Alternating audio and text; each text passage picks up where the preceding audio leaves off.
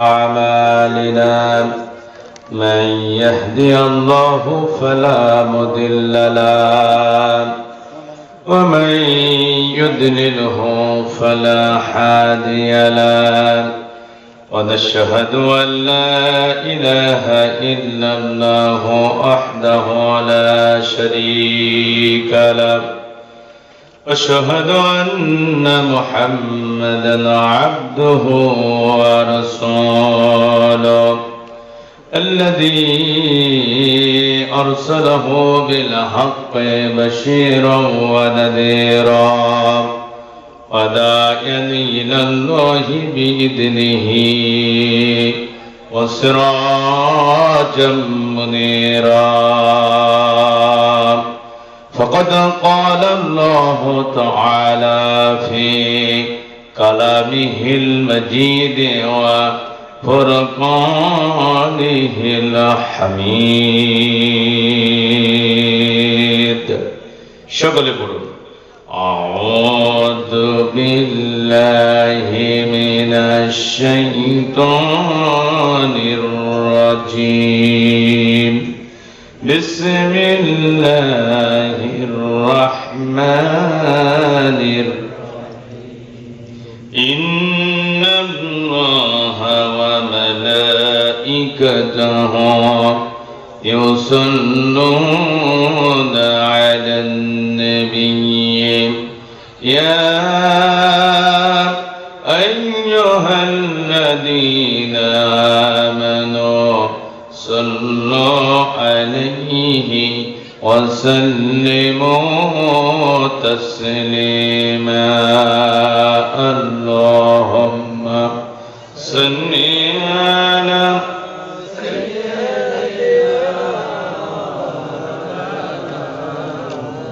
وعلى آل سيدنا مولانا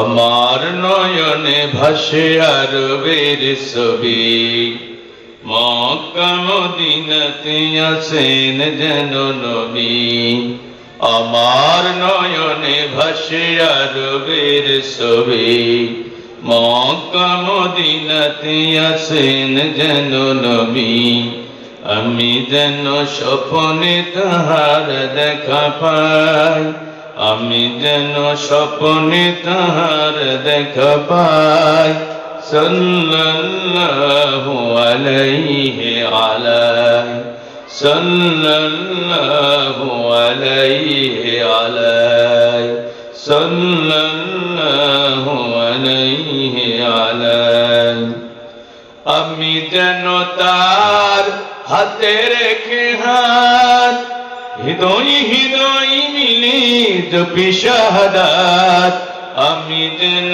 তার হাতে রেখে হাত হৃদয় হৃদয় মিলে জপি শাহাদাত তারি সাথে হিজরতে মদিনাতে যাই তারি সাথে হিজরতে মদিনাতে যাই সাল্লাল্লাহু আলাইহি আলাই সাল্লাল্লাহু আলাইহি আলাই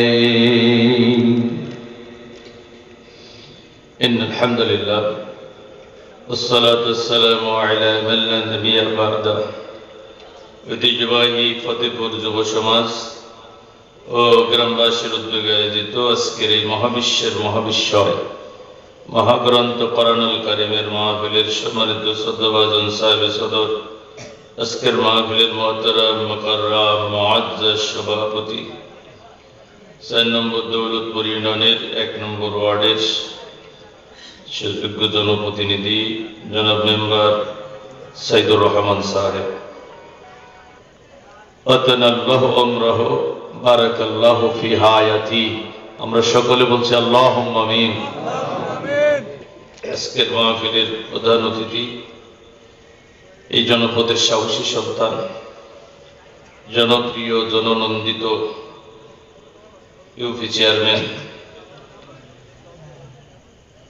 তরুণ উদীয়মান সমাজসেবক রাজনীতিবিদ আল্লাহ দ্বীনের জন্য নিবেদিত প্রাণ আল্লাহর এক প্রিয় গোলাম, আমাদের সকলের হৃদয়ের মানুষ, জননেতা জনাব ডক্টর আবুল কালাম আজাদ চেয়ারম্যান। আল্লাহ অল্প বয়সে সম্মানিত চেয়ারে তাকে বসিয়েছেন, এই ইউনিয়নের জিম্মাদারি দায়িত্ব তার কাঁধে চাপিয়ে দিয়েছেন। আমরা ভাইয়ের জন্য কলিজা ভরে দোয়া করছি, আল্লাহ তাকে দুনিয়াতে যেমন সম্মানের চেয়ারে বসিয়েছেন, আখিরাতের ময়দানেও যেন আল্লাহ তাকে সম্মানিত করেন। আরো জোরে বলেন দোয়া করার সময় আমরা কৃপণতা করব না, সংকীর্ণ মানসিকতার পরিচয় দেব না, কারণ অন্যের জন্য যে দোয়াটা আপনি করবেন আল্লাহ খুশি হয়ে সেটা আগে আপনার জন্য বরাদ্দ করে দেবেন। ব্যস্ততার মাঝেও ভাইজান ছুটে এসেছেন, আমরা দোয়া করছি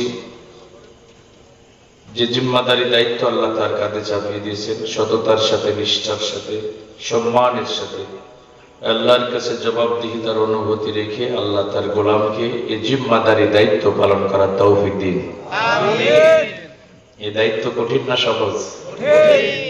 তোমার যখন মুসলমানদের খেলাফতের দায়িত্ব পেলেন, খলিফা হলেন, তিনি বললেন যে ফোরাতের তীরে যদি একটা কুকুরও না খেয়ে মারা যায়, উমরকে আল্লাহর আদালতে আসামের কাঠগড়ায় দাঁড়াতে হবে। কি কঠিন দায়িত্ব! তো আল্লাহ কাউকে সাধ্যের অতিরিক্ত চাপিয়ে দেন না। আল্লাহ যে দায়িত্ব দিয়েছেন আল্লাহ যেন আমানতদার হিসেবে তাকে কবুল করেন, আমরা বলছি আমিন। আলোচনা রেখে ধন্য করেছেন আপনাদের এলাকার কৃতি সন্তান, সারা দেশে কোরআনের মশালাতে যার নির্ভীক পদচরণ, অত্যন্ত প্রাণবন্ত আলোচনা করেন।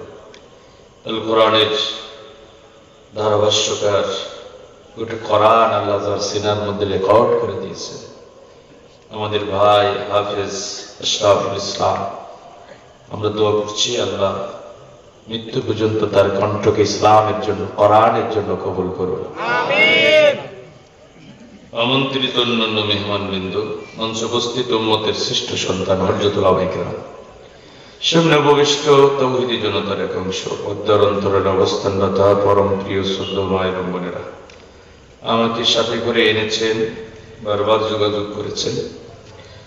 আপনাদের এলাকার কৃতি সন্তান, আল্লাহ দ্বীনের জন্য নিবেদিত প্রাণ, আমাদের অত্যন্ত হৃদয়ের মানুষ, আমার ভাই হাফেজ মাওলানা আকিদুল ইসলাম, তিনিও মঞ্চে বসে আছেন। আমরা তার জন্য দোয়া করছি, আল্লাহ তার এই গোলামকেও ইসলামের পতাকাবাহী হিসাবে কবুল করুন।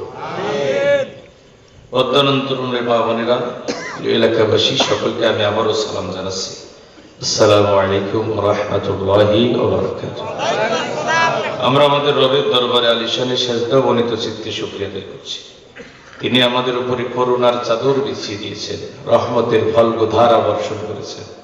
দুনিয়ার সব কর্মব্যস্ততা পিছনে ফেলে কোরআন সুন্নাহর আলোচনা শোনার জন্য এই জান্নাতি মাহফিলে আমাদের কবুল করেছেন। মনিবের কত দয়া, তিনি তৌফিক না দিলে আমরা কি আসতে পারতাম? কত মানুষ রাস্তাঘাটে বাজার ঘাটে ঘোরাফেরা করছে, বন্ধুদের সাথে চায়ের দোকানে গল্পের আড্ডায় মত্ত আছে।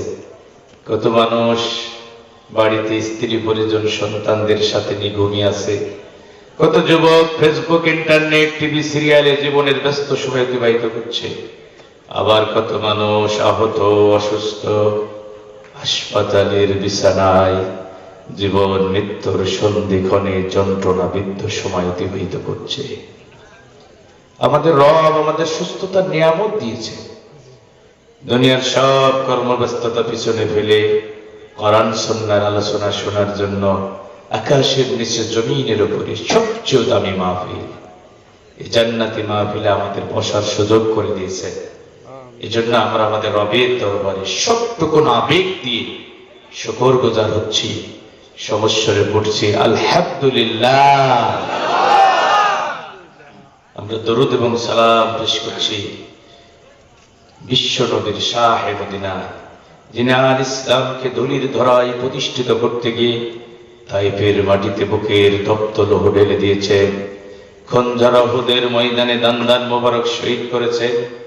শিয়াবে আবি তালিবের পাহাড়িয়া জেলখানায় দীর্ঘ 3টি বছর কারারুদ্ধ বন্দী মানবতর জীবনযাপন করেছে। কাফের বেঈমান আর মুশরিকদের শত জুলুম নির্যাতন আর অপবাদ অপপ্রচারের সম্মুখীন হয়েছেন। 53 বছর বয়সে জীবনের শেষ পড়ন্ত বিকেলে বাধ্য হয়েছেন প্রিয় মাতৃভূমি থেকে হিজরত করে দূর মদিনায় যেতে। মদিনাতুল মুনাওয়ারায় মসজিদে নববীর পাশে সবুজ গম্বুজের নিচে আমাদের কলিজার নবী ঘুমিয়ে আছেন। আমরা বাংলাদেশের এই প্রান্ত থেকে রাসূলুল্লাহর শাহে মদিনায় সবটুকুন ভালোবাসা একত্রিত করে সালাতু সালাম পেশ করছি। ফেরেশতারা আমাদের দরুদ এবং সালাম টুকুন রাসূলের রওজায় পৌঁছে দেবেন। এজন্য সবাই ভক্তি ভরে পড়ছি সাল্লাল্লাহু আলাইহি ওয়াসাল্লাম। প্রিয় ভাই সব, রাত গভীর হতে চলেছে। লম্বা সময় কথা বলা আমি এখন একেবারে পছন্দ করি না, কারণ আল্লাহ রসুল লম্বা সময় বলতেন না। রাসূলুল্লাহ বলতেন কম, সাহাবীরা আমল করতেন বেশি। কিন্তু আমাদের চিত্র হয়ে গেছে পুরা উল্টা। আমরা বলিও বেশি, শুনিও বেশি, কিন্তু আমলের খবর নাই। রাত 1টা 2টা পর্যন্ত ওয়াজ শুনে ফজরের নামাজ কাজা হয়ে যায়। এই জন্য ওয়াজ হবে কম, আমল হবে বেশি, আমাদের আল্লাহ হবে খুশি। জীবন পরিবর্তনের জন্য একটি মাহফিলই যথেষ্ট। আমি ভাইজান যে কথাটা বললেন, আমি এই কথাটা বলি মাহফিলে। মাহফিল থেকে যদি একজন আল্লাহর বান্দা হেদায়েতের দিকে ফিরে আসে, অন্ধকার থেকে আলোর পথে ফিরে আসে, তাহলে মাহফিল সার্থক হয়ে যায়। কারণ হারানো সন্তান ফিরে পেলে মা বাবা যেমন খুশি হয়, একজন পথ হারা মানুষ যখন আল্লাহর দিকে ফিরে আসে, হারানো সন্তান ফিরে পাওয়া মা বাবার চেয়েও আল্লাহ বান্দার উপরে বেশি খুশি হয়ে যায়। একটা মাহফিলে লক্ষাধিক মানুষের সমাগম হয়েছে। আলোচনা শুনে একজন মানুষও হেদায়েত হলো না। আবার একটা মানুষে 20 জন 50 জন মানুষ আছে। কোরআনের আলোচনা শুনে 1 2 জন মানুষ আল্লাহর পথে ফিরে আসলো। ওই লক্ষাধিক মানুষের মাহফিলের চেয়েও 20-50 জন লোকের মাহফিলের দাম আল্লাহর কাছে বেশি। সংখ্যাধিক্য দিয়ে ইসলাম আসে না ভাই, সংখ্যাধিক্য দিয়ে ইসলাম আসে না। আপনি ইসলামের ইতিহাস করে দেখেন, যত জিহাদ সংগঠিত হয়েছে কুফফারদের বিরুদ্ধে, কাফির সৈন্যদের তুলনায় মুসলিম মুজাহিদদের সংখ্যা ছিল অনেক কম। কিন্তু মুসলিমদের বিজয় দিয়েছেন কে? আল্লাহ বিজয় দিয়েছেন ঈমানের কারণে। এই জন্য ভাই আমার উপস্থিতি কম বলে আমি মন খারাপ করছি না। আমি মৌলিক কিছু কথা আপনাদের বলবো। আজকে যে মাহফিলে বসেছি, এই মাহফিলের সাথে দুনিয়ার আর কোনো মাহফিলের তুলনা চলে?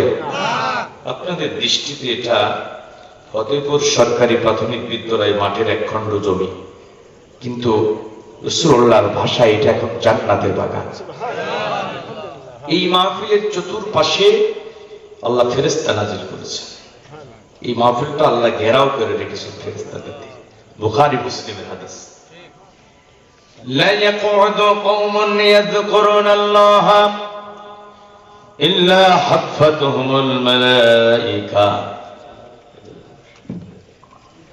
নবীজি বলেন, যখন কোন একটা জায়গায় আল্লাহর কিছু বান্দা বান্দা একত্রিত হয়ে আল্লাহর কথা আলোচনা করে, কোরআনের কথা আলোচনা করে, হাফাতুহুমুল মালায়েকা, ওই মাহফিলের চতুর্পাশ আল্লাহ রহমতের ফেরেশতাদের দিয়ে আবৃত করে দেন।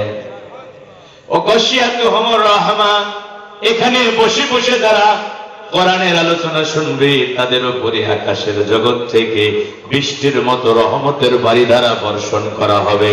একটু জোরে বলা যাবে কি সুবহানাল্লাহ। ওয়া নাযালাত আলাইহিমুস সাকিনাহ, তাদের উপরে শুধু রহমত বর্ষণ হবে না, তাদের উপরে প্রশান্তি নাজিল হতে থাকবে। নবীজি বলেছেন, শুধু তাই নয়, সবচেয়ে বড় ফজিলতের কথা হলো এখানে বসে বসে যারা কোরআনের কথা বলবে এবং শুনবে, ওয়াযাকারাহুমুল্লাহু ফী মান ইনদা, স্বয়ং আল্লাহ পাক রব্বুল আলামিন তার আরশ বহনকারী নিকটতম ফেরেশতাদের মজলিসে এই বান্দা বান্দীগুলোরে নিয়ে আলোচনা করতে থাকবে। একটু জোরে বলা যাবে কি সুবহানাল্লাহ। এখানে আলোচনা হবে কার? আল্লাহ। আল্লাহর আলোচনা যারা করবে এবং শুনবে তাদের আলোচনা হবে আরশে আজিমে। তাহলে এই মাহফিল আসতে পেরে আমাদের লাভ হলো না ক্ষতি হলো? ও আমার ভাইরা, আজকের মাহফিলটা আমার আপনার জীবনের শেষ মাহফিল হয়ে যেতে পারে। আগামীকাল এমন একটা মাহফিলে বসতে পারবো এমন গ্যারান্টি এবং ওয়ারেন্টি কি আমাদের কারো কাছে আছে? এখানে যারা বসেছেন কতজনের মা নাই, কতজনের বাবা নাই, কতজনের কলিজার টুকরা সন্তান বিদায় নেই, হাজার হাজার মন মাটি বুকে কবরে ঘুমিয়ে আছে। আমি তো প্রায় মাহফিলে বলি, আত্মস্বজন বিদেশে গেলে মোবাইল টেলিফোনে খোঁজ নেওয়া যায়, চিঠিপত্রের মাধ্যমে খোঁজ নেওয়া যায়। জনম দুঃখিনী মা আর জনম দুঃখী পিতাকে ওই যে সাদা কাফনে জড়াইয়া চার বেহারার পালকিতে চড়াইয়া ঘুমন্ত কবরে চিরনিদ্রায় শায়িত করে রেখে আসা হলো। বাড়ির পাশে আম বাগানে বাড়ির বাগানে আব্বা ঘুমায়, আম্মা ঘুমায়, আপনজনেরা ঘুমায়। জীবনে একটা বারের জন্য খোঁজ নিয়ে জানা গেল না আব্বা আম্মা আপনজনেরা কবরে কি অবস্থায় রয়েছে। প্রিয় নবী বলেন, সমুদ্রের মাঝখানে ডুবন্ত মানুষ যতটা অসহায়, কবরে শায়িত ব্যক্তি তার চেয়েও বেশি অসহায়। মৃত ব্যক্তির জন্য শ্রেষ্ঠ হাদিয়া হলো দোয়া। দোয়া যারা বিদায় নিয়ে চলে গেছে, বাড়ি চাই না, গাড়ি চাই না, দামি খাবারের বায়না করে না, দামি পোশাকের আবেদন করে না, তার একটুখানি দোয়ার কাঙাল। বলেন তো মা বাবা আপনজনদের জন্য দোয়া করার দরকার আছে না? না। এই জান্নাতি মাহফিল থেকে আমরা আমাদের মা বাবা আপনজনদের জন্য কলিজা ভরে দোয়া করব। এবার আমরা যারা এখানে বসে আছি, আমার ভাই আকিদুল, এই যে ইমাম সাহেব হুজুর থেকে শুরু করে আমার সামনে যারা আপনারা বসে আছেন, পদ্মার অন্তরালে যত মা বোন বসে আছে, কেউ কি আমরা বুকে হাত দিয়ে দাবি করতে পারবো যে জীবনে আমরা কোনোদিন কোনো গুনাহ করি নাই? বরং গুনাহ করতে করতে জীবনটা শেষ করে ফেলেছি। বান্দা গুনাহ করতে পছন্দ করে, আল্লাহ ক্ষমা করতে ভালোবাসে। রাত গভীর হয়, দুনিয়ার অফিস আদালতের দরজা বন্ধ হয়ে যায়, একজনের রহমতের দরজা খোলা রয়। বলেন তো তার নাম কি? কেউ যেটা দেয় না সেটা দেয় কে? কেউ যেটা বোঝে না সেটা বোঝে কে? কেউ যেটা শোনে না সেটা শোনে কে? এমন আল্লাহ আকাশের নিচে জমিনের উপরে কি আর একটা পাওয়া যাবে? আল্লাহকে বলবো, আল্লাহ আজকে আমাদের জীবনের গুনাহগুলো মাফ করে দেয়া লাগবে। আমাদের মা বাবা যাদের বিদায় হয়ে গেছে তাদেরও মাফ করে দেয়া লাগবে। এখন আল্লাহ যদি সবাইকে মাফ করে দেয়, আল্লাহর কি কোনো ক্ষতি হয়ে যাবে? আবার আল্লাহ যদি গোটা মাহফিলটা ধরে প্যাকেট করে জাহান্নামের ভিতরে ফেলে দেয়, আল্লাহর কি কোনো লাভ হবে ভাই? লাভ হবে না, ক্ষতিও হবে না। বরং আমার আল্লাহ বলেন, ইয়া আবনা আদম, হে আদমের সন্তানেরা, ইন্নাকা মা দাওয়াউতানি ওয়া রাজাউতানি গফারতু লাক। হে আদমের সন্তানেরা, যতক্ষণ তুমি আমাকে ডাকবে, আমার কাছে ক্ষমা চাইবে, গফারতু লাক, আমি তোমার রব তোমাকে ক্ষমা করতেই থাকব। আলা মা কানা মিনকা, তোমার অবস্থা কি আমি এটা দেখব না? ওয়ালা উবালি, তোমাকে ক্ষমা করতে গিয়ে আমি দুনিয়ার কোনো মানুষের পরোয়া করব না। আল্লাহ যদি কাউকে ক্ষমা করে দেয়, কেউ কি আল্লাহকে বলতে পারবে, আল্লাহ তোমার গোলাম আব্দুর রহমান এত এত গুনাহ করেছে, কেন তারে তুমি ক্ষমা করলা? এ কথা বলার দুঃসাহস কি কারো আছে? দুনিয়ার জজ কোর্ট যদি রায় দেয়, হাইকোর্টে অ্যাপিল করা যায়। হাইকোর্ট যদি রায় দেয়, সুপ্রিম কোর্টে অ্যাপিল করা যায়। সুপ্রিম কোর্ট যদি রায় দেয়, রাষ্ট্রপতির কাছে ধর্ণা দেওয়া যায়। কিন্তু আল্লাহর আদালত থেকে যদি কাউকে ক্ষমা ঘোষণা করা হয়, বলেন তো ওই ক্ষমার বিরুদ্ধে কেউ কি আর আপিল করতে পারবে? ইয়া ইবনা আদম, আদমের সন্তানেরা শোনো, লাউ বালাগাত জুনুবুকা আনাস সামাই সুম্মা ইস্তাগফারতানি গফারতু লাক। তুমি গুনাহ করেছো, তোমার গুনাহ যদি দুনিয়ার সীমানা পেরিয়ে আমার আকাশের জগৎকে স্পর্শ করে, এই অবস্থায় যদি তুমি আমার কাছে ক্ষমা চাও, গফারতু লাক, আমি তোমার রব বলছি তোমাকে ক্ষমা করে দেওয়া হবে। আরো জোরে বলেন সুবহানাল্লাহ। ওয়ালা উবালি, তোমাকে ক্ষমা করতে গিয়ে আমি কারো পরোয়া করব না। তাহলে শেষ মোনাজাত করে আমরা বাড়ি ফিরে যাব ইনশাআল্লাহ। গুনাহ নিয়ে কোরআনের মাহফিলে বসেছি, গুনাহগার হয়ে ফিরে যেতে চাই না। আজকে না শরীয়ত সম্মত দোষার উঠা বসা করবেন না। আমি আগেই বলছি 3-4 ঘন্টা আলোচনা করবো না, খুব মৌলিক কথা বলবো, কারণ সবই আপনারা জানেন বোঝেন। আচ্ছা বলেন তো, এই যে সুদ খাওয়া হারাম, এটা আপনারা জানেন না? জানার পরেও তো সুদ আছে না নাই? সুদের সবচেয়ে ছোট গুনাহ হলো আপন মার সাথে জিনা করা, আর বড় গুনাহ হলো আল্লাহ এবং রাসূলের বিরুদ্ধে যুদ্ধ করা। ওয়াজারু মা বাকিয়া মিনার রিবা, ওই ইমানদারেরা সুদের বকেয়া ছেড়ে দাও, সুদের সাথে সম্পর্ক রেখো না। কথা কার? এরপরে বাবা মারা গেছে 10 বছর হলো, এখনো ফুকুর সম্পদটা দেয় না, এরকম সন্তান আছে না নাই? বাবা মারা গেছে, বোনের সম্পদটা জবরদখল করে রেখেছে, বোনকে দেয় না, আছে না নাই? এবার খানায় খাবার গিলাপ ধরে কাঁদে, চোখের পানি ছেড়ে দাবি করে সে বড় বুজুর্গ। হ্যাঁ, এরপরে বলেন তো ওজনে কম দিয়া জায়েজ না না জায়েজ? এরপরে ওজনে কম আছে না নাই?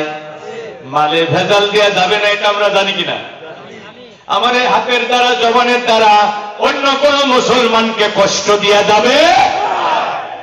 এরপরে মারামারি, কাটাকাটি, জুলুম, নির্যাতন, মিথ্যা মামলা, হামলা আছে না নাই? বন্ধুরা আমার, এই যে রমজান মাস গেল, রমজান মাসের রোজা আমাদের জন্য ফরজ করেছিলেন কে? ফামান শাহিদা মিনকুমুশ শাহরা ফালইয়াসুমহু, তোমাদের ভিতরে যারা এই মাস পাবে তারা যেন রোজা রাখে। এই ঘোষণা কে দিয়েছিলেন? আল্লাহ। ইয়া আইয়ুহাল্লাযীনা আমানু কুতিবা আলাইকুমুস সিয়াম, ওই ইমানদারেরা তোমাদের জন্য রোজা লিখিত ফরজ করা হলো। এখন এই ঘোষণা শোনার পরও সুস্থ শরীরে রোজা রাখে নাই এমন মুসলমান আপনাদের এলাকায় ছিল কিনা? এখন কেউ যদি সুস্থ শরীরে শরীয়ত সম্মত ওজর ছাড়া একটা রোজা ছেড়ে দেয়, তার কাফারা হলো একাধারে তাকে 60টা রোজা রাখতে হবে, ধারাবাহিক ভাবে 60টা। 50টা রাখছেন, একটা না, মাঝখানে যদি একটা গ্যাপ দেন আবার নতুন করে 60টা, তাহলে একটা রোজার কাফারা কয়টা? ভেঙে ভেঙে না একাধারে? অসুস্থতার কারণে রাখতে পারেন নাই, যখন সুস্থ হবেন রাখবেন। সফরে আছেন রাখতে পারেন নাই, মুকিম হবেন যখন বাড়িতে ফিরে রাখবেন। সুস্থ হওয়ার আর সম্ভাবনা নাই। এত অসুস্থ, বয়সের ভারে মাজুর হয়ে পড়েছেন, ফিদিয়া দিয়া দেবেন। ফিদিয়া হলো একটা রোজার পরিবর্তে একজন মিসকিনকে 2 বেলার খাবার দিতে হবে। অনেকের মা বাবা অসুস্থ, বয়স হয়ে গেছে, রোজা রাখতে পারে না, সন্তান হিসাবে এটা আদায় করে দেবেন। এটাকে ফিদিয়া বলে। একটা রোজার ফিদিয়া হলো একজন মিসকিনকে 2 বেলার খাবার দিতে হবে। কয়টা রোজা? 30টা যদি রাখতে না পারে, 30টা রোজার ফিদিয়া আপনি সন্তান মা বাবার পক্ষ থেকে দিয়ে দেবেন। শুধু ওয়াজ শুনলে হবে না, আমল করতে হবে। এইগুলো আমরা সবাই জানি না। মদ খাওয়া হালাল না হারাম? এখন মদ আমাদের সমাজে আছে না নাই? আকাশ থেকে ফেরেশতারা এসে খায়? মদের ব্যবসা কি ফেরেশতারা করে? আমাদের মতো বনি আদমি করে। কথা বলেন ঠিক কিনা? তার মানে ওয়াজ আমরা সব জানি, তবে আমল করি না। এই জন্য আমল করতে হবে। এই যে ভাইরা আমার, 5 ওয়াক্ত সালাত ফরজ করেছেন কে? এরপর মসজিদে আজান হয়, চায়ের দোকানে বসে থাকে, সালাতে আদায় করে না, মসজিদে যায় না, এমন মুসলমান আমাদের সমাজে আছে না নাই? মসজিদে আজান হয়, স্টার জলসাজি বাংলার সিরিয়াল দেখে কাটায়, এমন মহিলা আছে না নাই? বন্ধুরা আমার, অথচ সালাত ফরজ এটা আমরা সবাই জানি। এখন চায়ের দোকানে বসে এক হাতে চায়ের কাপ, এক হাতে সিগারেট, কোনটা থেকে কোনটাই টান মারবে, মিয়া ভাইয়ের মাথায় কাজ করবে না। ওই মৌলবীদের মতো এত খারাপ না, নামাজ না পড়লেও আমার ইমান ঠিক আছে। আচ্ছা ভাই, কারো ইমান যদি ঠিক থাকে আযান হওয়ার পরে সে কি আর স্থির থাকতে পারে? তার ইমানের বারুদ তাকে স্থির থাকতে দেবে না। তার ইমানের ম্যাগনেট পাওয়ার তাকে টেনে টেনে মসজিদে নিয়ে যাবে। কারো ইমান যদি অ্যাক্টিভ থাকে, কারো ইমান যদি সক্রিয় থাকে, আযান হওয়ার পরে সে আর স্থির থাকতে পারবে কোন কারণে যদি এক ওয়াক্ত সালাত কাজা হয়ে যায়, ওই নামাজের কাছে মনে হবে দুনিয়ার সবচেয়ে দামি সম্পদটা আজকে হাতছাড়া হয়ে গেছে। বিষয়টা তাই না? বন্ধুরা আমার, ভালো করে শোনেন, রাসূলের একজন সাহাবী আপনি দেখাতে পারবেন না যে বেনামাজি ছিল, দেখাতে পারবেন? একজন সাহাবী দেখাতে পারবেন না যে বেনামাজি ছিল। ইমানদার দাবি করবে অথচ সালাত আদায় করবে না, এটা ছিল আল্লাহর নবীর সাহাবীদের কাছে একটা অকল্পনীয় ব্যাপার। তারা এটা চিন্তাই করতে পারত না। এখন মেজরিটি পার্সেন্ট মুসলমান বছরের পর বছর নামাজ পড়ে না।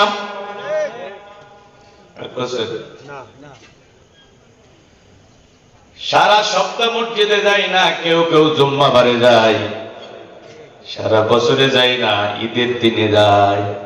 আবার কিছু আছে মৌসুমী নামাজ পড়ে, দেখবেন সারা বছর পাওয়া যায় না, ভোটের সময় মাথায় টুপি, গায়ে পাঞ্জাবি, এক আসরের নামাজ 2 বার 3 বারও আদায় করে। সালামের প্রচলন বেড়ে যায়। এক মসজিদে আসরের জামাত 5টায়, এক মসজিদে 5টা 15। এখন এই মসজিদে নামাজ পড়ে ওখানে গেছে, ওখানে জামাত হচ্ছে, দেখায় যে আমি যদি নামাজ না পড়ি মুসল্লিরা তোমারে ভোট দেবে না, ওখানে কেউ দাঁড়াই গেছে। হ্যাঁ, আছে না নাই? এগুলো মৌসুমী নামাজ। মুমিন হবে যারা মরণের আগ পর্যন্ত সালাত আদায় করবে তারা। সালাত এমন এক বিস্ময়কর ইবাদত, প্রতিটা ইবাদতের বিকল্প আছে, বিকল্প আছে, কিন্তু সালাতের বিকল্প নাই। আজ আপনার উপরে ফরজ হয়েছে, শারীরিকভাবে অসুস্থ, আদায় করতে পারছেন না, বিকল্প একজনকে পাঠাইয়া হজ আদায় করে নিতে পারবেন, কিন্তু সালাতের কোনো বিকল্প নাই। জ্ঞান আছে যতক্ষণ সালাত আদায় করতে হবে ততক্ষণ। দাঁড়িয়ে পারছেন না বসে পড়বেন, বসে পারছেন না শুয়ে পড়বেন, শুয়ে পারছেন না ইশারায় পড়বেন। জ্ঞান থাকা পর্যন্ত সালাত ছেড়ে দিয়া যাবে না। এ ভাই, এটা আদায় করতে হবে মৃত্যুর আগ পর্যন্ত। ওয়াবুদ রাব্বাকা হাত্তা ইয়াতিয়াকাল ইয়াকিন। মৃত্যু আসার আগ পর্যন্ত তুমি তোমার রবের গোলামি করতে থাকো। কে বলেছেন? আল্লাহ। তোমাকে তো সৃষ্টি করা হয়েছে তার গোলামি করে। দুনিয়াটা মস্ত বড়, খাও দাও ফুর্তি করো, নগদ চাপাও, হাত পেতে নাও, বাকির খাতা শূন্য থাক, এই চেতনা লালন করে দুনিয়াতে গড্ডালিকায় গা ভাসিয়ে পুষ্প সজ্জায় জীবন অতিবাহিত করার জন্য আল্লাহ তোমাকে দুনিয়াতে পাঠায় না। তুমি আগে আল্লাহর গোলামি করো, তারপর দুনিয়ার কাজ করো। মসজিদ আজান হয়েছে, সব কাজ বন্ধ করে এখন মসজিদে যাও। তোমার কামাই রোজগারে বরকত দেবেন কে? আল্লাহ। যে কপাল আল্লাহর সেজদা দেয়, ওই কপাল কখনো খারাপ হতে পারে না, তার কখনো রিজিকের অভাব হতে পারে না। ভালো ভালো করে শুনেন, যে কপাল আল্লাহর সেজদা দেয় তার কখনো রিজিকের অভাব হতে পারে না। 1999 সালে আমার গ্রামে মা বলেছিল, আমি তখন গ্রামে থাকতাম, আমি ক্লাস 8-এ পড়ি। মাওলানা আব্দুল মালিক জিহাদি চাচা আর মুফতি আব্দুল হান্নান সাহেব বক্তা ছিলেন।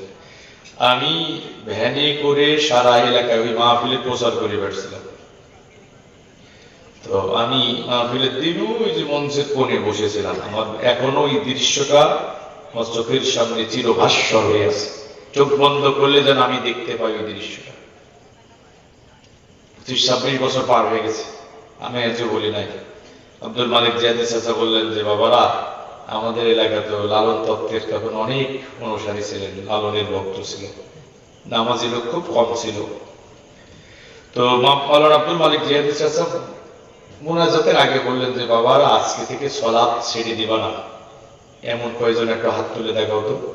তো 3 জন আল্লাহর বান্দা দাঁড়ালো। কয়জন? ওই যে ভ্যানওয়ালা ভাই আবুল হাশেম ভাই, যার ভ্যানে সারাদিন মাহফিলের প্রচার করে বেরিয়েছি, ওই আবুল হাশেম ভাই দাঁড়ায়া গেলেন। তখন কি ইঞ্জিন চালিত ভ্যান ছিল? পাইয়ে চাপা ভ্যান। তিনি দাঁড়ালেন। আর একজন দিনমজুর পরের জমিতে কামলা খাটে, একেবারে নিঃস্ব গরিব মানুষ, জমি জায়গা কিচ্ছু নাই। ওমের আলী চাচা, ওই দিনমজুর ওমের আলী দাঁড়িয়ে গেলেন। আর একজন মুদি দোকানদার আনারুল ইসলাম, তিনি দাঁড়ালেন। এই 3 জন দাঁড়িয়ে বললেন হুজুর আমাদের জন্য দোয়া করেন, আজকে থেকে আমরা আর নামাজ ছেড়ে দেব না। এরা আমার, আমিও লেখাপড়া করার জন্য বাইরে চলে গেলাম। গ্রামে এসেছি, শহরে যাব, ভ্যানের জন্য রাস্তার পাশে দাঁড়িয়ে আছি। তখন তো রাস্তাঘাট একটা পিচ ঢালা রাস্তা ছিল না, গ্রামের মেঠো রাস্তা। কখন জানি একটা ভ্যান আসবে, সেই ভ্যানের অপেক্ষায় দাঁড়ায় আছে। হঠাৎ করে আল্লাহর এক বান্দা মোটরসাইকেল নিয়ে আমার পাশে এসে দাঁড়ালো। মাথায় টুপি, মুখে দাড়ি, গায়ে জুব্বা। আমাকে কয় ভাইজান মোটরসাইকেলে ওঠেন, আমিও শহরে যাব, আপনাকে গন্তব্যে পৌঁছে দেব। তাকাইয়া দেখি ওই ভ্যান চালক আবুল হাশেম ভাই। আমি তো কিছুক্ষণের জন্য নীরব নিস্তব্ধ হয়ে গেলাম। কিভাবে এটা সম্ভব? আমি স্বপ্ন দেখছি না তো? যে লোকটা জীবন জীবিকার তাগিদে ভ্যান চালাইয়া বেড়াতো, এখন তার মাথায় টুপি, মুখে দাড়ি, গায়ে জুব্বা, মোটরসাইকেলে চলতেছে। আমি কিছুক্ষণ চুপ থাকার পরে বললাম ভাইজান কিভাবে এটা সম্ভব হলো? ওই যে কোরআনের মাহফিলে দাঁড়াইয়া শপথ নিয়েছিলাম আর সালাত ছেড়ে দেব, আমি নামাজি হলাম। নামাজ পড়া যখন শুরু করলাম, চিন্তা করলাম কোরআনটা তো জানা দরকার, এই জন্য আমি কোরআন শিখলাম, নিজে মুআল্লিম প্রশিক্ষণ নিয়েছি। এখন গ্রামে গ্রামে আমি মানুষকে কোরআন শিখাইয়া বেড়াই। আল্লাহ আমার জীবিকার, সম্মানজনক জীবিকার ব্যবস্থা করে দিয়েছে। আমার রিজিকের কোনো অভাব নাই। ভ্যান বিক্রি করে দিয়েছি, এখন মোটরসাইকেলে ঘুরে বেড়াই। সুবহানাল্লাহ বলেন। আর ওই যে দিনমজুর ওমের আলী চাচা, দীর্ঘদিন হয়ে গেল, এখন আমাদের গ্রামের মসজিদের মুয়াজ্জিন। আমি বাস্তব ঘটনা বলছি। এই যে আমার বাড়ি, গ্রামের বাড়ি তো মল্লিকপুর, আলমডাঙ্গা থেকে মাত্র 6 কিলোমিটার। আপনি আমাদের মসজিদে যে মুয়াজ্জিন সাহেবকে জিজ্ঞেস করতে, আল্লাহ তার রিজিকের অভাব রাখে না। ওই মুদি দোকানদার আনারুল ভাই, তিনিও ভালো আছেন, 2 তলার বাড়ি করেছেন রাস্তার পাশে। ভাইরা আমার, এই জন্য সেজদা দিতে হবে আল্লাহরই। যত বিপদ মুসিবত আছে, অভাব, অনটন, টেনশন, দুশ্চিন্তা, বেকারত্ব, সবকিছু দূর করে দেবেন কে? ইয়া আইয়ুহাল্লাযীনা আমানু ইসতাঈনু বিস-সাবরি ওয়াস-সালাহ। ওই বান্দারা, সবর এবং সালাতের মাধ্যমে আল্লাহর সাহায্য কামনা করো। আল্লাহর সাহায্য কামনা করতে হবে কিসের মাধ্যমে? সবর এবং সালাতের মাধ্যমে। সেজদায় চলে যাও যুবক, তোমার কি দরকার? তোমার রবের খাজানায় কোনো কিছুর অভাব না। তুমি কার কাছে দৌড়াও চাকরির জন্য? কার কাছে ধর্ণা দাও টাকা পয়সা দিয়ে? এখন টেনশনে তোমার রাতে ঘুম হয় না। চাকরির জন্য টাকা দিচ্ছ জমি বিক্রি করে, এখন নেতার পিছনে পিছনে ঘুরে বেড়াবেন না। কোথায় যাও তুমি? আরে দুনিয়ার মানুষের কাছে চাইলে দুনিয়ার মানুষ রাগ করে, বিরক্ত বোধ করে, আর আবার আল্লাহর কাছে চাইলে আল্লাহ খুশি হয়ে যায়। আল্লাহর কাছে না চাইলে আল্লাহ রাগ করে। কার কাছে দৌড়াও? যার অভাবের শেষ নয়। আর আমার আল্লাহর কি কোনো অভাব আছে? না। যেদিন আমি হাদিস দেখেছি, সেদিন থেকে আমি আর রিজিকের টেনশন করি না। আল্লাহর খাজানায় এত ধন ভান্ডার, এত ধন সম্পদ আছে, সারা পৃথিবীর মাখলুক যত প্রাণীকুল আছে, আল্লাহর খাজানা থেকে তাদের প্রয়োজন পূরণ করে নেবে। সমুদ্রের পানি থেকে 1 ফোঁটা পানি উঠে নিলে সমুদ্রে যতটুকু পানি ঘাটতে হয়, আল্লাহর খাজানাতে এতটুকু ঘাটতি হবে না। সুবহানাল্লাহ বলবেন না? এমন রব যাদের আছে তাদের দুশ্চিন্তা থাকতে পারে, তবে আমরা তো আল্লাহর কাছে চাইতে পারি না। চাইবেন কিসের মাধ্যমে? সালাতের মাধ্যমে। সেজদায় গিয়ে যদি বান্দা আল্লাহর কাছে সেজদায় গিয়ে যদি চায়, বন্দুকে টেকারে টিপ দিলে গুলি যেমন ফেরত আসে না, সেজদার তো আল্লাহ ফিরিয়ে দেয় না। বান্দা যখন আল্লাহকে সেজদা দেয়, বান্দার আল্লাহর মধ্যে কোনো হিজাব থাকে না, বান্দা আল্লাহর একেবারে সবচেয়ে নিকটবর্তী হয়ে যায়। দুনিয়াতে সেজদা দিচ্ছেন না, মসজিদের ইমাম সাহেবরা এত ওয়াজ করে, সালাতে খতিব সাহেবরা ওয়াজ করে, কিন্তু মসজিদ পরিপূর্ণ হয় না। রমজান মাসে একটু মুসল্লি হয়েছিল, এখন দেখতাম যে সে রেখে মসজিদে গেলে অন্তত একেবারে মসজিদ পরিপূর্ণ হয়ে যেত। এখন ফজরের জামাতে গেলে দেখা যায় 1.5 কাতার 2 কাতার। কথা বলেন না কেন? আমি বানিয়ে বলছি, বাস্তবতা তাই কিনা ভাই?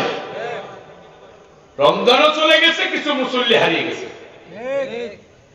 ভাইরা আমার, ওয়াবুদ রাব্বাকা হাত্তা ইয়াতিয়াকাল ইয়াকিন। শুধু রমজান মাসে সালাত আল্লাহ ফরজ করে নাই, তোমার মরণের আগ পর্যন্ত তোমাকে সালাত আদায় করতে হবে। দাঁড়িয়ে পারবে না বসে পড়বে, বসে পারবে না শুয়ে পড়বে, শুয়ে পারবে না ইশারায় পড়বে। জ্ঞান থাকা পর্যন্ত তুমি সালাত ছাড়তে পারবে না যদি নিজেকে ঈমানদার দাবি করো। আল্লাহ হাশরের ময়দানে ডাকবেন, আপনাকে ডাকবেন। আমি কোরআন থেকে বলছি, ডেকে বলবেন ওয়ায়ুদউনা ইলাস সুজুদ। আমার মায়েরা বোনেরা কান লাগায় শোনেন, কিসসা কাহিনী আমিও জানি, কিসসা কাহিনী শোনার চেয়েও আমলগুলো করা দরকার। শুনুন, ওয়ায়ুদউনা ইলাস সুজুদ, আজকে আমাকে সিজদা দাও। আল্লাহ ডেকে বলবেন আমাকে সিজদা দাও। তো দুনিয়া তো আপনি সিজদা দেন না, সুস্থ শরীরে নিরাপত্তাপূর্ণ পরিবেশে থাকার পরও আপনি মসজিদে ঢোকেন নাই, আপনার রবের কদমে আপনার মাথা নত করেন নাই। শত চেষ্টা করে ওই দিন সিজদা দিতে পারবেন না। খাশিয়াতান আবসারুহুম তারহাকুহুম যিল্লাহ, নিষ্কাবরত হয়ে যাবে, লাঞ্ছনা বান্দাকে ঘিরে ফেলবে। ফেরেশতারা ধাক্কাতে ধাক্কাতে বেনামাজীদেরকে একটা জাহান্নামে ফেলবে। ওই জাহান্নামের নামটাও কোরআনে আছে না নাই? ফি জান্নাতি ইয়াতাসালুনা আনিল মুজরিমিন। এ ভাই জাহান্নামী কি অপরাধ করছিলাম? মা সালাকাকুম ফি সাকার, এই সাকার নামক জাহান্নামে কেন আসলা? এটা কোরআনে আছে না নাই? আছে। সূরা মুদ্দাসসির। তারা বলবে ক্বালু লাম নাকু মিনাল মুসাল্লিন। যতগুলো কারণে জাহান্নামে এসেছে, 1 নম্বর কারণ হলো দুনিয়াতে নামাজি ছিলাম না, মুসল্লি ছিলাম না, এজন্য আজকে জাহান্নামে এসেছি। এরা আবার আমি পা দুইটা জড়িয়ে ধরে বলবো, সারা দেহের ভিতরে মাথার যেমন মর্যাদা, ইসলামী শরীয়তে সালাতের সেই মর্যাদা। হাত আছে, পা আছে, বডি আছে, কিন্তু মাথা নাই। মাথাবিহীন হাত পা বডির কি কোনো দাম আছে ভাই? মাথাবিহীন হাত পা বডির যেমন দাম নাই, সালাত ছাড়া তোমার ঈমানের দাম না। এজন্য সালাত ছেড়ো না, সালাত ছেড়ো না। তুমি যদি জান্নাতের ভিতরে তোমার রাসূলের সাথে থাকতে চাও, তাহলে তোমাকে এই মাথাটা দিয়ে বেশি বেশি আল্লাহর সিজদা দেয়া লাগবে। ওই যে আল্লাহর নবীর একজন সাহাবী, গায়ে জামা নাই, পেটে ভাত নাই, পায়ে জোতা নাই, এত গরীব, মাথা গোজার ঠাইটুকু নাই, মসজিদে নববীর বারান্দায় ঘুমায়, বিয়েটা পর্যন্ত করতে পারে নাই, দুবেলা দুমুঠো খাবার জোটে না। আল্লাহর নবী ওযু করতেছেন, ওই সাহাবী রাসূলের পায়ে ওযুর পানি ঢেলে দিচ্ছেন। নবীজি সাহাবীর দিকে তাকালেন, দেখলেন ক্ষুধার্ত, ক্লান্ত, পরিশ্রান্ত, ধুলাই ধূসরিত মলিন চেহারা। নবীজি বললেন, ও সাহাবী, তুমি আমার কাছে বলো না কি চাও, তুমি যাই চাইবে আমি রাসূল তোমাকে তাই দেয়া দেব। সাহাবী কোনো কথা বলে না। আল্লাহর নবী আবার বলে, ও সাহাবী বলো না কি চাও, তুমি যা চাইবে আমি তোমাকে তাই দেব। সাহাবী কোন কথা বলে না। আল্লাহর নবী বলে, সাহাবী রে, আমি রাসূল যদি বলি উহুদের পাহাড়টা আল্লাহ আমার জন্য স্বর্ণের খনি বানায়া দেবে। সাহাবী এবার বলে, ইয়া রাসূলুল্লাহ, ইয়া হাবিবাল্লাহ, আমার ঘর নাই, বাড়ি নাই, মাথা গোঁজার ঠাঁই নাই, গায়ে জামা নাই, পেটে ভাত নাই, বিয়েটা পর্যন্ত করতে পারে নাই, এজন্য আমার মনে কোনো দুঃখ নাই। তবে আমার মনের ঐকান্তিক বাসনা, আমার বড় কামনা, আজকে আপনি ওযু করতেছেন, আপনার পাশে আমি যেভাবে দাঁড়িয়ে রয়েছি, মরণের পরে জান্নাতের ভিতরে আপনার সাথে এভাবে পাশাপাশি থাকতে চাই। রাসূলুল্লাহ বললেন, সাহাবী, যদি জান্নাতে আমার সাথে থাকতে চাও, বেশি বেশি করে আল্লাহর সেজদা দাও। নবীজি দুনিয়া থেকে চলে যাচ্ছেন, মেয়ের কথা বললেন না, নাতির কথা বললেন না, স্ত্রীদের কথা বললেন না। নবীজির শেষ কথা ছিল আসসালাতু ওয়াসসালাত ওয়া মা মালাকাত আইমানুকুম। সালাত সালাত সালাত, সালাত ছেড়ে দিও না, তোমাদের অধীনস্থদের ব্যাপারে সতর্ক থেকো। আরে ভাইরা, এই যেটা শুনলাম, আমল করার দরকার আছে না নাই? আছে। আজকে যদি আলোচনা শুনে একজন আল্লাহর বান্দা নামাজি হয়, তাহলে এই মাহফিল সফল। আলহামদুলিল্লাহ, ইনশাআল্লাহ। আল্লাহ আমাদেরকে পাঁচ ওয়াক্ত সালাত জামাতের সাথে পড়ার তৌফিক দিন। আমরা বলছি আল্লাহুম্মা আমিন। আচ্ছা ভাই, এই যে সালাত ফরজ, এটা তো আমরা জানি, এখন মৌলিক মানবিক দুর্বলতার কারণে আমল করি না। এখন আমি আপনাদের কাছে একটা বিষয়ে কথা বলবো, সেটা হচ্ছে যে কি অপরাধের কারণে একজন মুসলমান কাফের হয়ে যায়, একজন মুসলমানের মুসলমানিত্ব চলে যায়, কি কি অপরাধের কারণে জানার দরকার আছে না নাই? আমরা তো পারিবারিক সূত্রে ঈমান পাইছি, ইসলাম পাইছি, মুসলমানিত্ব পাইছি, কষ্ট করা লাগে। একটু কথা বলে দিতে বলবেন, আপনি যদি হিন্দুর ঘরে জন্মগ্রহণ করতেন, ঈমান পাওয়া কি সহজ ছিল? জোরে বলেন না। আপনি যদি একটা বিধর্মীর পরিবারে জন্মগ্রহণ করতেন, মুসলমান হওয়া অত সহজ ছিল? একজন মুসলিমের পাশে বসবেন, যিনি নতুন ঈমান এনেছেন, তার জীবনের করুণ কাহিনী শুনবেন।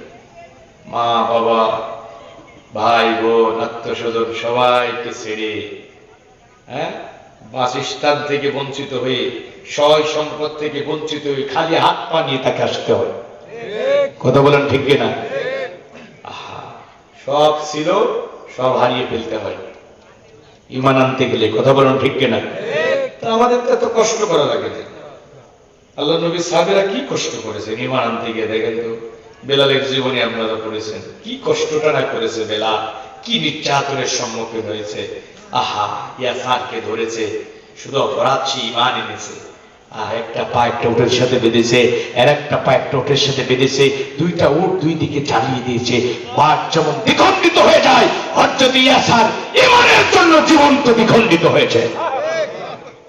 সুমাইয়াকে ধরেছে, লজ্জাস্থানের উপরে পল্লবের আঘাত করে শহীদ করে দেওয়া হয়েছে। হযরত আসিয়া মিশরের সম্রাজ্ঞী, রাজপ্রাসাদে বিলাসবহুল জীবন যাপন করত, ঈমান এনেছে শুধু এতটুকু কারণে, তার স্বামী রাষ্ট্রপতি ফিরআউন নির্যাতন করতে করতে তাকে হত্যা করে ফেলেছে। এটা কি বানিয়ে বলছি? আমরা তো পারিবারিক ভাবে ঈমান পেয়েছি, এজন্য ঈমানের কথা বুঝলাম না। এখন এই ঈমান নষ্ট হয় কি কারণে? একজন মুসলমানের মুসলমানিত্ব চলে যায় কি কারণে? একটু জানার দরকার আছে না নাই? নামাজ ফরজ, এটা তো আমরা জানি, রোজা ফরজ, এটা তো জানি, সুদ খাওয়া যাবে না, এটা তো আমরা জানি, গীবত করা যাবে না, এটা তো জানি, মহিলারা বেপরদায় রাস্তায় বের হতে পারবে না, এটা তো আমরা জানি, অন্যের সম্পদ মেরে খাওয়া যাবে না, এটা তো আমরা জানি, ওজনে কম দেওয়া যাবে না, এটা তো আমরা জানি। একজন মুসলমানের মুসলমানিত্ব চলে যায় কি কারণে? একজন মুসলমান কাফের হয় কি কারণে? এটা আমরা অনেকে জানি না। এই বিষয়গুলো একটু কথা বলার দরকার নেই? এটা এই জন্য বলা দরকার, এটা এই জন্য বলা দরকার। নবীজি বলছেন, ইয়াতি আলান নাসি জামানুন ইয়াসতামিউনা ফিল মাসাজিদ লাইসা ফীহিম মুমিনুন। অচিরে এমন একটা জামানা তোমাদের মাঝে আসবে, লোকেরা মসজিদে নামাজে সমবেত হবে, কিন্তু সেখানে ঈমানদার পাওয়া যাবে না। ইউসবিহুর রাজুলু ফিহা মুমিনান ওয়া ইউমশি কাফিরান ওয়া ইউমশি মুমিনান ইউসবিহু কাফিরান। লোকেরা সকালে মুমিন থাকবে, সন্ধ্যায় কাফের হয়ে যাবে, সন্ধ্যায় মুমিন থাকবে, সকালে কাফের হয়ে যাবে। ইয়াবিউ আকওয়ামুন দীনাহুম বিআরদি মিনাদ দুনিয়া। দুনিয়ার সম্পদ হাসিল করতে গিয়ে, দুনিয়ার মোহে ছুটতে ছুটতে অনেক মানুষ দুনিয়ার কাছে তাদের ঈমান বিক্রি করে ফেলবে। আসসাবিরু মিনহুম আলা দীনিহি কাল কাবিদি আলাল জামার। হাতের উপর আগুনের কুণ্ডলী রাখা যতটা কঠিন হবে, ঈমানের উপরে দাঁড়িয়ে থাকা তার চেয়ে বেশি কঠিন হয়ে যাবে। ওই জামানায় আমরা চলে এসেছি, ওযু করার পরে ওযু যেমন নষ্ট হয়, হয় না? ফজরের সালাতে ওযু করেছেন, ওই ওযু কি এখন আছে? এমন কিছু নিষিদ্ধ কাজ আছে যে কাজগুলো করলে ওযু নষ্ট হয়ে যায়। এমন কিছু নিষিদ্ধ কাজ আছে নামাজরত অবস্থায় করলে নামাজ ভেঙে যায়। হজের সফরে আছেন, এমন কিছু নিষিদ্ধ কাজ আছে ওই কাজগুলো করলে হজ নষ্ট হয়ে যায়। রোজা রেখে এমন কিছু নিষিদ্ধ কাজ আছে যে কাজগুলো করলে রোজা নষ্ট হয়ে যায়। এখন ঈমান আনার পরে এমন কিছু নিষিদ্ধ কাজ আছে যে কাজগুলো করলে মুসলমানের ঈমান নষ্ট হয়ে যায়, ওই মুসলমান কাফের হয়ে যায়। নাওয়াকিজুল ইসলাম, তার ইসলাম ভেঙে যায়, তার ঈমান নষ্ট হয়ে সে কাফেরে পরিণত হয়ে যায়। আর এই অবস্থায় যদি সে মারা যায়, জাহান্নামে ঢুকবে, কোনোদিন আর বের হতে পারবে না। আমার কথাগুলো খুব হৃদয় দিয়ে শুনবেন। তাহলে কি কি অপরাধ করলে মুসলমান কাফের হয় জানার দরকার আছে না নাই? হ্যাঁ, এটা তো লম্বা আলোচনা। আমি 23 বছরের কোরআন 1 ঘন্টায় বলে শেষ করতে পারবো না, যেন ধারাবাহিক ভাবে আলোচনা করা দরকার। আমি এই যে ঈমান ভঙ্গের কারণে 10 জুম্মা আলোচনা করছিলাম আমার মসজিদে। 10টা কারণে মুমিনের ঈমান নষ্ট হয়। কয়টা? আমি 10 জুম্মা কথা বলেছিলাম আমার মসজিদে। আর মুসল্লিদের হাতে একটা শীট দিয়েছিলাম, যেগুলো ঘরে দরজায় টাঙায় রাখবা। নিজেরাই অপরাধ করবা না, ছেলে মেয়েদের অপরাধগুলো থেকে বাঁচাবা। কারণ বেঈমান হয়ে যদি কেউ মারা যায়, কোনদিন আর জান্নাতে যেতে পারবে না। ঈমান আছে, কিছু কবিরা গুনাহ হয়ে গেছে, আল্লাহ ইখতিয়ার, আল্লাহ ক্ষমা করতে পারে, শাস্তি দিতে পারে। কিন্তু যদি বেঈমান হয়ে মারা যান, কোনো ক্ষমা হবে না। দুনিয়া পরিমাণ আমল করলো, আল্লাহ এই আমলের দিকে তাকাবে না। Open challenge. ইসলামকে বুঝতে হবে তো ভাই। আচ্ছা, স্ত্রী স্বামীর জন্য রান্না করেছে, তরকারিতে লবণ দিতে মনে নাই, এটা অপরাধ কিনা? অপরাধ। বলেন না কেন? অপরাধ। অপরাধ। তরকারিতে লবণ দেয়নি, এটা অপরাধ। কিন্তু এটা কি এই অপরাধের কারণে কি সব সম্পর্ক ছিন্ন হয়ে যাবে? না। এতটুকু যে কি করছো, একটু ঠিক করে রান্না করতে পারো না? স্ত্রী যদি বলে সরি, ভুল হয়ে গেছে, তাড়াহুড়া করে রান্না করতে গিয়ে সমাধান হবে না? কথা বলেন না কেন? এই জন্য তার সম্পর্ক ছিন্ন হয়ে যায়। কিন্তু স্ত্রী যদি স্বামীকে বাদ দিয়ে পাঠশালার বন্ধু সাথে রাত কাটায়, আর এটা যদি স্বামী জানে, সম্পর্ক কি থাকবে?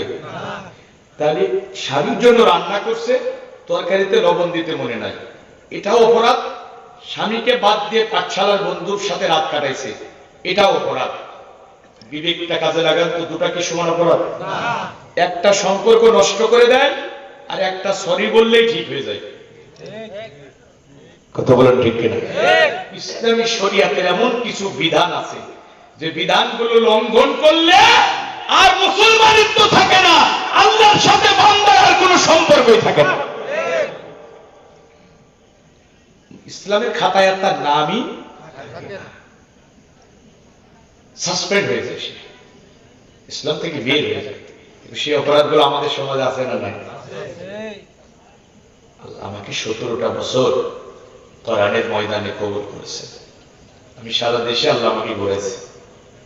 দেশের মুসলমানদের ইসলামিক সেন্টিমেন্ট আমি দেখেছি। আহারে, কত যুবক আছে কোরআন পড়তে পারে না, কিন্তু আল্লাহর কোরআনের জন্য জীবন দিতে প্রস্তুত আছে। কত আল্লাহর বান্দা আছে রাসূলের জীবনীটা একদিনও পড়তে পারে না, লেখাপড়াই জানে না, আলেম ওলামাদের মুখ থেকে শুনে শুনে রাসূলকে ভালোবেসে ফেলেছে। আল্লাহ রাসূলের জন্য জীবন দিতেও পিছপা হবে না। কিন্তু এই মুসলমানই আবার কোরআন হাদিসের জ্ঞান না থাকার কারণে আল্লাহর কোরআনের দুশমন হয়ে যাচ্ছে, রাসূলের দুশমন হয়ে যাচ্ছে। আমি বলবো বাংলাদেশের 80% মুসলমানের ঈমান ঠিক নাই। 80% যতগুলো কারণে মুমিনের ঈমান নষ্ট হয়, খুব ভালো করে শুনবেন। তার মধ্যে একটা কারণ হলো এই কোরআনের কোন বিধান অপছন্দ করা, অস্বীকার করা, বিরোধিতা করা এটা তো দূরের কথা। এই কোরআনের কোন বিধান যদি কেউ অপছন্দ করে তার ঈমান আর থাকবে না, সে কাফের হয়ে যাবে। আচ্ছা ভাই, দলিল ছাড়া জমির দাম নাই, দলিল ছাড়া বক্তার বক্তৃতার দাম নাই। আমি যে কথাগুলো বলবো প্রতিটা কথার পিছনে কোরআন হাদিসের দলিল থাকা লাগবে।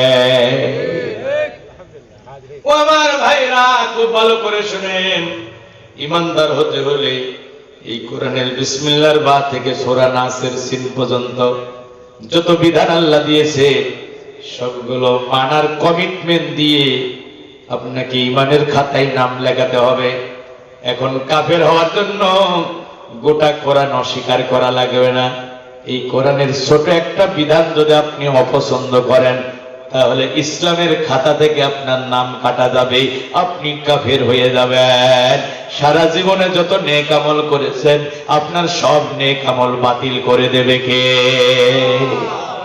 এখন আমাদের সমাজে কোরআনের বিধান শুধু অপছন্দ আমরা করি না, অনেক মুসলমান আছে মাজাই গামছা বেঁধে বিরোধিতা করে। আমি যদি বলি দিবালোকের মতো স্পষ্ট হয়ে যাবে। এই যে আমি সালাতের আলোচনা করলাম, আপনাদের কারো কি আপত্তি আছে ভাই? আমি যদি আরো 1 ঘন্টা বলতাম আপনাদের কারো আপত্তি ছিল?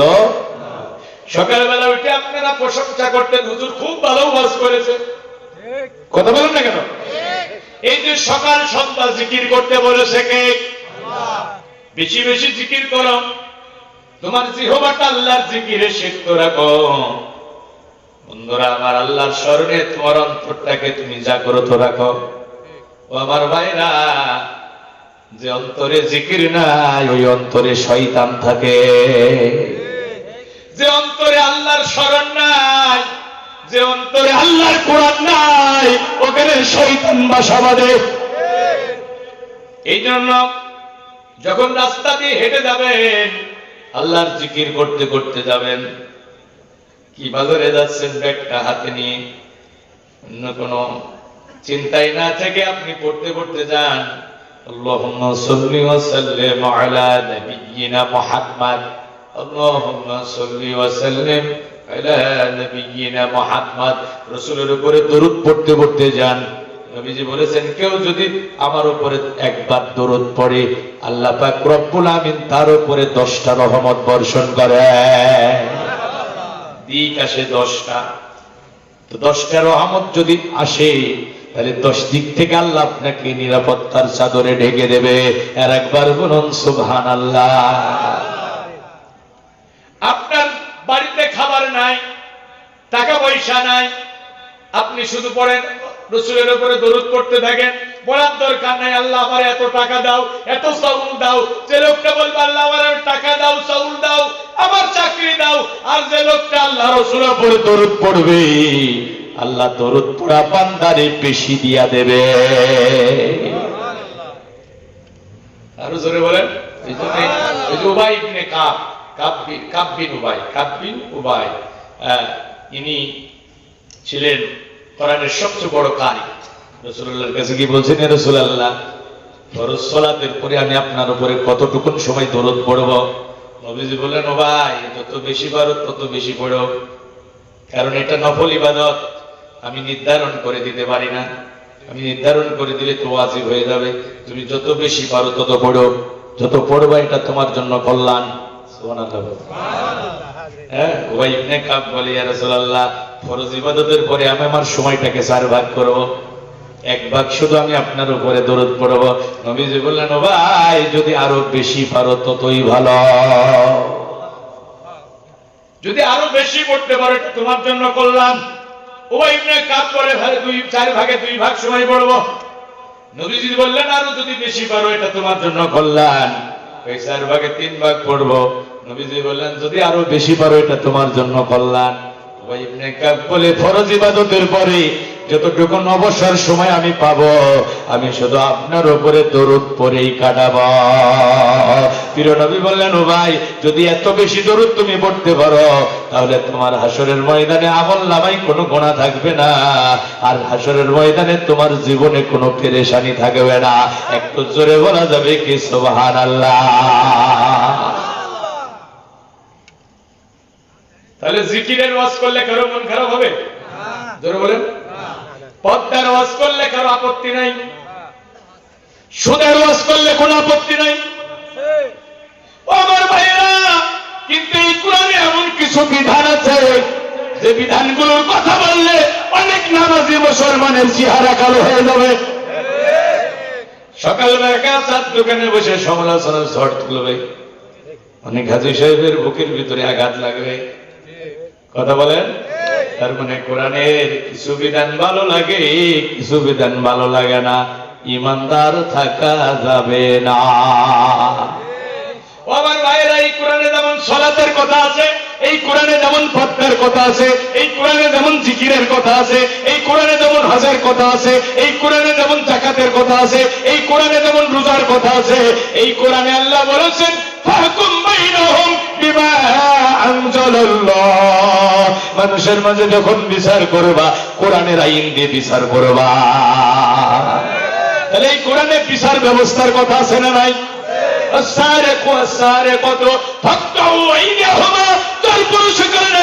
চুরি করলে হাত কেটে দাও, আইন টাকার। এখন চোরের হাত কেন আইনের কথা বললে অনেক মুসলমান মনে করে হুজুর বুঝি ধর্মের নামে রাজনীতি শুরু করেছে। এবার আছে না নাই? আমার ভাই, আল্লাহ তো বলছেন, আলা লাহুল খালকু ওয়াল আমর, সাবধান সাবধান, জেনে নিও সৃষ্টি যার, আইন চলবে তার। পদবন্ত গহরিনে কোন মুসলমানেরা? সৃষ্টি কার? আকাশের মালিক কে? জমিনের মালিক কে? সারা দুনিয়ার বাদশাহী কার? লেকিন আইন চলবে কার? কারণ আল্লাহর আইনের কথা বললে আর ভালো লাগে না। বাস্তবতা তাই কিনা? আমরা যারা আল্লাহর আইনের কথা বলি আমাদেরকে ওরা জানের দুশমন মনে করে। আল্লাহর আইনের কথা যারা বলছে তারা ভালো নেই, তাদের কারণে আমি মামলা দেওয়া হচ্ছে, কাউকে ঘর ছাড়া করা হচ্ছে, বাড়ি ছাড়া করা হচ্ছে, জুলুম নির্যাতনের স্টিম রোলার চালানো হচ্ছে। নিষিদ্ধ পল্লীর প্রতি তাদের যে সম্মান আছে, কোরআনের আইন দেওয়া যায় তাদের সেই সম্মান না, তাদের জানমালের নিরাপত্তা নাই। কথা বলেন ঠিক কিনা? বন্ধুরা আমার, আচ্ছা বলেন তো আমরা কার? আকাশ কার? জমিন কার? কোরআন কার? আমরা আল্লাহ, জমিন আল্লাহ, কোরআন আল্লাহ। আল্লাহর জমিনে আল্লাহর বান্দাদের মাঝে আল্লাহর কোরআনের আইন চলবে। এখন কেউ যদি বাধা দেয় তার আর মুসলমানিত্ব থাকবে? চোখ কান খোলা রেখে মুসলমানের ওয়াজ শোনো। আখলিস দীনাকা ইয়াকফিকাল আমালুল কলিল, তোমার ঈমান যদি খাঁটি থাকে অল্প আমলে তুমি নাজাত পেয়ে যাবা। এই ওয়াজগুলো প্রতিটা ইমাম খতিবদেরকে মসজিদের মেম্বার থেকে করতে হবে। ইমামতি থাকুক আর যাক, চাকরির পরোয়া করবেন না, রিজিকের মালিক কে? আল্লাহ। আর চাকরির ভয়ে যদি কোরআনের কথা গোপন করেন তোমার মতো ইমামের পিছনে সালাত হবে না। তোমার জন্য যে কি কঠিন পরিণতি অপেক্ষা করছে কোরআন খুলে আমি দেখেছি। আমি সেদিন মসজিদে বললাম ইমামতি করা ফরজ না, রাসূলের সব সাহাবীরা ইমাম ছিল না, রাসূলের সব সাহাবীরা দ্বীনের মুজাহিদ ছিল। তোমার ইমামতি করে খাইতে হবে কে বলছে তোমার? ইমামতি এটা জিম্মাদারি, দায়িত্ব। ওই রাসূলের মেম্বারে বসে কোরআনের কথা গোপন করো বেটা, তুমি ইমামতি করে যা টাকা পয়সা বেতন পাবা আর বাজার থেকে বাজার করে খাবা, ওইটা দুনিয়ার কোনো খাবার না। উলাইকা মা ইয়াকুলুনা ফি বুতুনিহিম ইল্লান নার। কুরআনের কথা গোপন করেছে যে ইমাম, ও বাজার থেকে বাজার করে যা খেয়েছে জাহান্নামের আগুন দিয়ে পেট পরিপূর্ণ করেছে। ওয়ালা ইউকাল্লিমুহুমুল্লাহু ইয়াওমাল কিয়ামাহ। কিয়ামতের দিন ওই ইমামের সাথে আল্লাহ কোনো কথা বলবে না। ওয়ালা ইউযাক্কিহিম, ও ছোটখাটো গুনাহ মাফ হবে না। ওয়ালাহুম আযাবুন আলীম, ওর জন্য কঠিন আযাব। কি বলেছেন হ্যাঁ, কোরআনের হক কথা তুমি বলো না। জমিন আল্লাহর, এখানে আইন চলবে আল্লাহ, কেন মেম্বারে বসে বলো না? আল্লাহর জমিনে আল্লাহর আইন চলবে, আমি আল্লাহর আইনের কথা বলবো। আর আল্লাহর কথা বলতে গিয়ে আমি কার পরোয়া করবো? আমি তো এটা জানি মৃত্যুর 1 সেকেন্ড আগে আমার মরণ হবে না। মৃত্যুর ফয়সালা হয় আকাশ থেকে, জমিন থেকে না। সারা দুনিয়ার মানুষ মিলে আমার কোনো ক্ষতি করতে পারবে না, আল্লাহ যদি আমাকে হেফাজত করে। আর আল্লাহ যদি আমাকে ক্ষতির মধ্যে ফেলে দেয়, দুনিয়ার কোনো শক্তি আমাকে বাঁচাতে পারবে না। এই বিশ্বাস প্রতিটা মুমিনের থাকতে হবে। আমি ইমামতি করতে গিয়ে আল্লাহর কথা বলবো, আল্লাহর কথা বলতে গিয়ে আমি দুনিয়ার কোনো শক্তির পরোয়া করব না। যে মসজিদের মেম্বারে বসে আল্লাহর কথা বলা যায় না, ওই মসজিদে সালাত আদায় হয়। মসজিদে যারা মুনাফিকরা মসজিদ তৈরি করেছিল, রাসূলকে উদ্বোধন করবে, দাওয়াত দিয়েছে। কোরআন সূরা তওবা করে দেখেন, আল্লাহ রাসূল যেতেও চাইছে, আল্লাহ আয়াত নাযিল করে বললেন, ইয়া রাসূলুল্লাহ, ওই মসজিদ তাকওয়ার ভিত্তির উপরে তৈরি হয় নাই, ইসলামের কল্যাণে তৈরি হয় নাই। মুসলমানদের ভিতরে ফিতনা সৃষ্টি করার জন্য মুনাফিকরা মসজিদ বানিয়েছে। ওই মসজিদে সালাত হবে না, বরং ওই মসজিদ ভেঙে মাটির সাথে গড়িয়ে দাও। মসজিদ বানালে ইসলামের খেদমত হয় না, যদি মসজিদে কোরআনের হক কথা বলার পারমিশন না থাকে। ইমাম সাহেবদেরকে বলে দেবেন, কোরআনে যা আছে আপনি নির্ভীক চিত্তে বলবেন। এখন ইমাম সাহেবদের হাত পা বেঁধে দেয়। হ্যাঁ, শুনেন ভাইরা আমার, খুব ভালো করে শুনেন। আল্লাহর জমিনে আইন চলবে কার? আল্লাহর। মুসলমান আইন মানবে কার? আল্লাহর। এক জায়গায় না সব জায়গায়? সব জায়গায়। এখন এদেশে 95% মুসলমান। 1971 থেকে 2024 এ পর্যন্ত যারা রাষ্ট্র ক্ষমতা আসছে সবাই মুসলমান না? কথা বলেন না কেন? আমি কোনো পলিটিক্যাল কথা বলছি না, কোন নির্দিষ্ট দলের বিপক্ষে বলছি না, আমি সামগ্রিকভাবে বলছি। 1971 থেকে 2024 এই পর্যন্ত যারা রাষ্ট্র ক্ষমতা আসছে সবাই মুসলমান না? একটা চোরের বিচার কি কোরআনের আইন দিয়ে হয়েছে? না। অর্থনৈতিক কোরআনের ভিত্তিতে চলছে? না। রাষ্ট্র কি কোরআনের আইন দিয়ে চলছে? না। অথচ আল্লাহ রাসূল একদিকে মসজিদে নববীর ইমাম, আর একদিকে মদিনার প্রেসিডেন্ট। আল্লাহ রাসূল যে কোরআন দিয়ে মসজিদে নববীতে সালাত ইমামতি করেছে, একই কোরআন দিয়ে তিনি মদিনার রাষ্ট্র চালিয়েছে। আমাদের দেশে কোরআনের আইন নাই।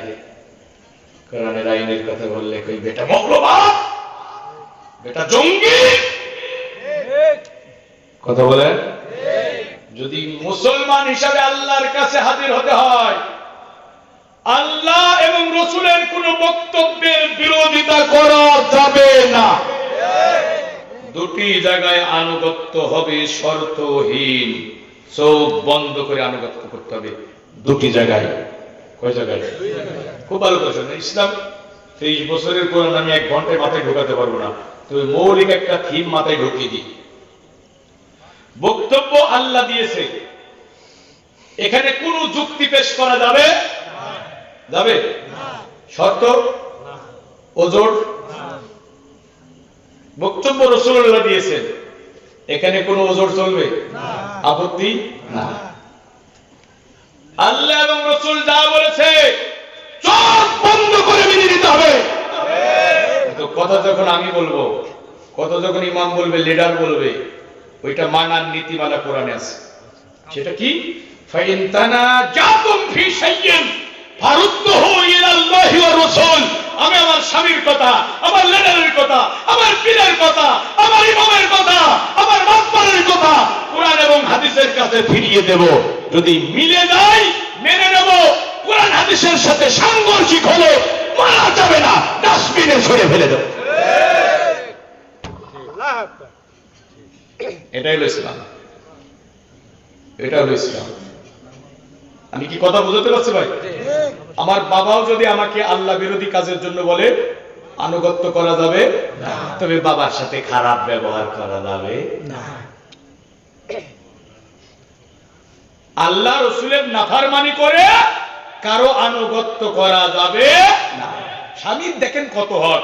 রাসূলুল্লাহ বলছেন, কোন স্ত্রী যদি স্বামীর পা থেকে মাথা পর্যন্ত ক্ষত হয়ে যায়, আর ওই ক্ষত স্থান থেকে যদি পুজ রক্ত বেয়ে বেয়ে পড়ে, আর স্ত্রী যদি জিহ্বা দিয়ে চেটে চেটে দেয়, তারপরে স্বামীর হক আদায় করতে পারবে না। সুবহানাল্লাহ বলেন। এই দুনিয়াতে কোন মহিলাকে, কোন মানুষকে যদি সেজদা দেওয়ার পারমিশন দেওয়া হতো, তাহলে মহিলাদেরকে তার স্বামীকে সেজদা দেওয়ার জন্য বলা হতো। অথচ এই স্বামীও যদি স্ত্রীকে আল্লাহ রসুলের নাফরমানি করার জন্য বলে, আনুগত্য করা যাবে। আমি কথা বোঝাতে পারছি ভাই? এখন শোনেন, খুব ভালো করে শোনেন আমার কথাগুলো। এই যে 53-54 বছর পার হয়ে গেল স্বাধীনতা, কোরআনের আইন তো চললো না। এখন কোরআনের আইন নীরবে নির্ভীতে আমাদের সামনে গুমড়ে গুমড়ে কাঁদে, রাসূলের আদর্শ পদদলিত হয়। এখন আপনি কিছু আনুষ্ঠানিক ইবাদত বন্দিগি করে জান্নাতে যাওয়ার স্বপ্ন দেখছেন, হবে না। জান্নাতে যেতে হলে এই যে আনুষ্ঠানিক যে বিধানগুলো আছে, এগুলো তো আমল করবেন, পাশাপাশি ওই ব্রিটেন আমেরিকার আইন উৎখাত করে আল্লাহর কোরআনের আইন প্রতিষ্ঠার জন্য আপনাকে মরণের আগ পর্যন্ত চেষ্টা করা লাগবে। খুব ভালো করে শুনেন, এই যে কুষ্টিয়া থেকে যশোরে একটা রোড গেছে না, এই রোডের উপরে 800 বছরের একটা পুরনো গাছ, বিশাল গাছ, রাস্তার উপরে পড়ে রাস্তা বন্ধ হয়ে গেছে। এখন আমি আপনাদের কাছে জানতে চাই, গাছটা পড়ে গেছে রাস্তার উপরে, গাড়ি ঘোড়া বন্ধ, লোকজন চলাচল করতে পারছে না, গাছটা পড়েই থাকবে নাকি সরানো লাগবে? একদল লোক ওই গাছটা সরানোর জন্য জীবন বাজি রেখে চেষ্টা করছে, আর একদল লোক তারাও জীবন বাজি রেখে বিরোধিতা করছে। আর একদল লোক দাঁড়াইয়া দাঁড়াইয়া দেখছে, যুগ জামানা ভালো না, কোন বিপদ কোন দিক থেকে আসে বলা যায় না, যা হচ্ছে তা হয়ে যাক, আমি কিছু বলবো না, লা ইলাহা ইল্লাল্লাহ। তাহলে গ্রুপ হলো কয়টা? জোরে বলেন কয়টা? এখন মুমিন হবে যারা এই গাছ সরানোর জন্য জীবন বাজি রেখে চেষ্টা করবে তারা, কাফের হবে যারা বাধা দেবে তারা, মুনাফিক হবে যারা দূর থেকে দাঁড়াইয়া দাঁড়াইয়া দেখবে তারা। এখন ভাইরা আমার, আমরা তো মুনাফিকও হতে চাই না, কাফেরও হতে চাই না, আমরা ঈমান নিয়ে বাঁচতে চাই, ঈমান নিয়ে আল্লাহর কাছে হাজিরা দিতে চাই। আমার বান্দারা খুব ভালো করে শুনেন, কোরআনুল কারীমে 3 গ্রুপের ব্যাপারে আল্লাহ আয়াত নাজিল করেছেন। আল্লাহ কোরআনে বলতেছেন, আল্লাযীনা আমানু ইউকাতিলুনা ফি সাবিলিল্লাহ, ঈমানদার হবে যারা আল্লাহর দ্বীনের জন্য সংগ্রাম করবে তারা, আল্লাহর এই জমিনে আল্লাহর কোরআনের আইন প্রতিষ্ঠার জন্য সংগ্রাম করবে তারা। এটা কি বলছে? আল্লাহ।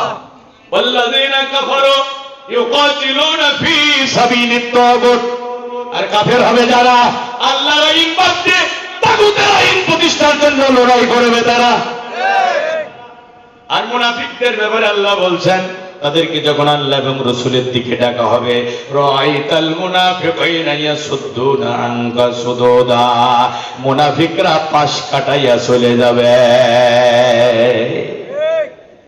জোরে কোন নাউজুবিল্লাহ।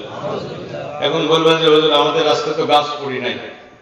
আপনাদের রাস্তায় গাছ পড়ে নাই, আল্লাহর রাস্তায় গাছ পড়েছে।